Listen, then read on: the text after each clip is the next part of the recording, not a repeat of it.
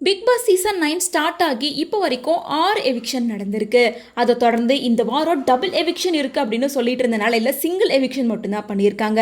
முன்னாடி கனி திவாகர் 2 பேருமே எவிக்ட் ஆகி வெளியே போயிட்டாங்க அப்படின்னு சொல்லிட்டு இருந்த நிலையில் கடைசி நிமிஷத்தில் கனியை மட்டும் சேவ் பண்ணியிருக்காங்க. இப்போது திவாகர் மட்டும்தான் எவிக்ட் ஆகி வெளியே போயிருக்காரு.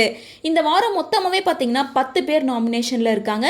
அதில் வந்து திவ்யா, சாந்த்ரா, விக்ரம், பார்வதி, திவாகர், வியானா, ரம்யா, சுபிக்ஷா, அரோரா, கனி. இதில் டேஞ்சர் ஜோனில் அரோரா, கனி, திவாகர் இவங்க 3 பேர் தான் இருந்தாங்க. ஸோ கண்டிப்பாக இந்த வாரமாவது அரோரா வெளியே போயிடுவாங்க அப்படின்ற மாதிரி தான் பலருமே எக்ஸ்பெக்ட் பண்ணிட்டு இருந்தாங்க. பட் இந்த வாரமும் அரோரா காப்பாற்றப்பட்டுட்டாங்க.